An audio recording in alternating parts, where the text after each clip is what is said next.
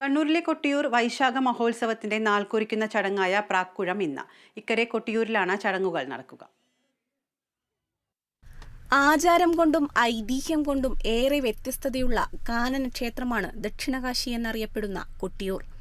ക്ഷേത്രത്തിൽ നിത്യപൂജ നടക്കുന്ന ഏക സമയം വൈശാഖ മഹോത്സവ നാളുകളാണ്. 28 ദിവസം നീണ്ടു നിൽക്കുന്ന ഉത്സവത്തിന് ഈ വർഷം മെയ് 16-നാണ് തുടക്കമാകുക.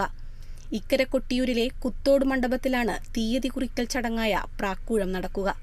അക്കരെ ക്ഷേത്ര അടിയന്തരക്കാരായ ക്ഷേത്ര ഊരാളന്മാർ, കണക്കപ്പിള്ള, സമുദായി എന്നിവരുടെ സാന്നിധ്യത്തിലാണ് മഹോത്സവ നാളുകൾ കുറിക്കുക. ഇതേ ദിവസം തന്നെയാണ് തണ്ണീർക്കുടി ചടങ്ങും നടക്കുക.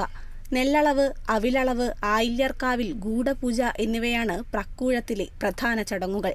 പ്രാക്കുഴത്തിന് വിളക്ക് തെളിയിക്കാനുള്ള പശുവിൻ നെയ് മാലൂർപ്പടി ക്ഷേത്രത്തിൽ നിന്നും ചടങ്ങുകൾക്കുള്ളാവിൽ കാക്കയങ്ങാട് പാലാ നരസിംഹ ക്ഷേത്രത്തിൽ നിന്ന് എഴുന്നള്ളിച്ചു കൊണ്ടുവരും. ക്ഷേത്ര അടിയന്തരക്കാരായ ഒറ്റപ്പിലാൻ, പുറംകലയൻ, ജന്മാശാരി, പെരുവണ്ണാൻ തുടങ്ങിയവരാണ് തണ്ണീർക്കുടി ചടങ്ങ് നടത്തുക.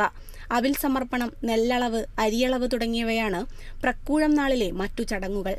അർദ്ധരാത്രി ആയില്യർക്കാവിൽ ക്ഷേത്രം ജന്മശാന്തിയുടെ നേതൃത്വത്തിൽ നിഗൂഢ പൂജകളും നടക്കും. പ്രാക്കുഴം കഴിയുന്നതോടെ നെയ്യമൃത സംഘങ്ങളും ഇളനീർക്കാരും മഠങ്ങളിൽ കഠിനവ്രതം ആചരിക്കാൻ തുടങ്ങും.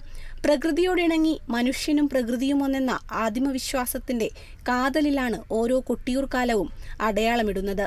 ബ്രാഹ്മണ്യത്തിന്റെ വേലിക്കെട്ടില്ലാത്ത ദ്രാവിഡത്തനിമയുള്ള ഉത്സവകാലത്തിനായുള്ള കാത്തിരിപ്പിലാണ് വിശ്വാസികൾ. Kerala vision news, Kannur.